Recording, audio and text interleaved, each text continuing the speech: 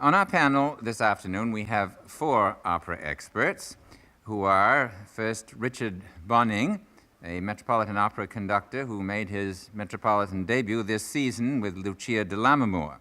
Mr. Bonynge, by the way, is also the conductor of the brilliant recording of Faust that we have in our current gift package this season.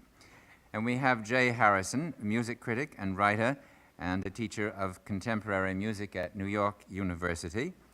Luigi Cioni, a member of the board of the Metropolitan Opera Guild, who is an etcher and a painter whose works adorn many museums throughout the world.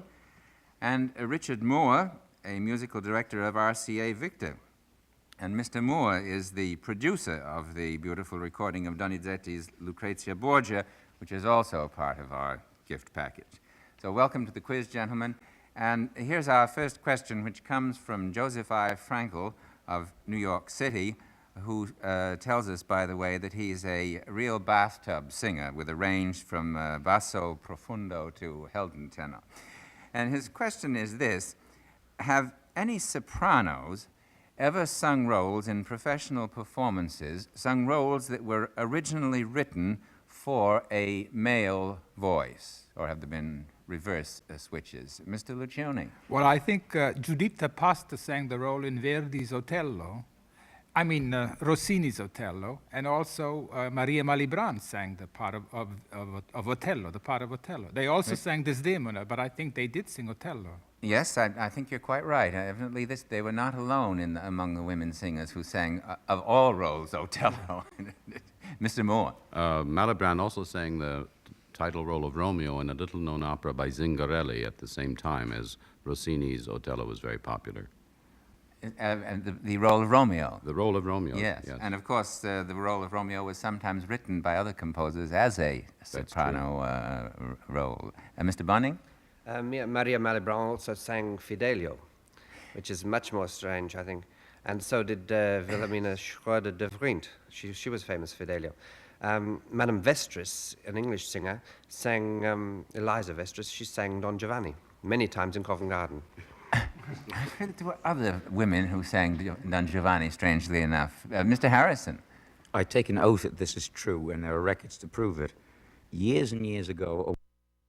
And then James Kamner of Coral Gables, Florida, has sent us a quotation from George Bernard Shaw, which is almost the exact opposite, to the effect that Verdi's worst sin as an artist was his sins against the human voice. Now, gentlemen, what is your feeling about this, Mr. Cioni? Well, I'm a great Verdi fan, and I do think that his very first operas were very bad for the voice, because Nabucco, for instance, he ruined Giuseppina Strepponi because she couldn't sing much after that. Later on, he got to be a marvelous composer, but I think Nabucco and maybe Hernani were not awfully good for the voice. Certainly, some of them have proved a terrible strain. I think Nabucco certainly has proved a terrible strain on the soprano. And everybody who sings it, we think he's very bad, and I think it's just the way the music was written. And I love Verdi, so I mean... Yes. Mr. Bonynge. Well, I would say that the opera which is kindest on the voice of Verdi is his last one. In other words, I think he grew to understand the human voice very much. In the beginning, he certainly wrote for the soprano at the top of her range and at the bottom of her range simultaneously, as in the part of Lady Macbeth or Nabucco or Hernani. Attila, all these operas, one has to shout, and he orchestrated in such a way as the singer had to shout a great deal. And of course, this ruined, as Mr. Cioni said, Giuseppina Strepponi, his later wife. But later on, he learned a great deal. And although I have heard it said that the baritone part in Traviata is ruinous, I don't really think that. I think if you have a good baritone, wide-range baritone, I don't think it's going to hurt you. I think even the whole of Traviata is quite well, is beautifully written for the voice, actually. Yes. I think Aida is well written for the voice. The part of Otello, of course, is another matter. Desdemona is wonderful for the voice. I would imagine that Shaw might have had the part of Otello in mind when he made some of these cracks about Verdi. You can generalize and say Verdi is bad or good for the voice. Some good and some bad. Yes. Mr. Mohr. No, I was just going to add, I think that the ruinous role, or not ruinous, but very difficult for the Verdi baritone is Il Trovatore, the Conte di Luna, because that is an explosive type of singing that still calls for a great cantilena when it comes to Il Balen. Yes, and yet there are singers who sing these with impunity. Sometimes I think the question is bad for whose voice? Yes, it depends on what you can do. Mr. Harrison. What the voice is trained for.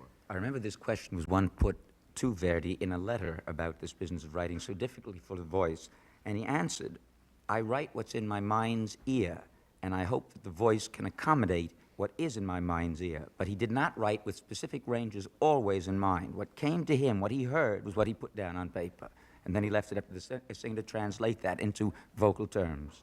Yes, that was certainly true in his late years. Mr. Lucioni? He did write Otello for a special voice, for Tamagno. Apparently that's He did. true. He wrote it with that Yes. voice in mind.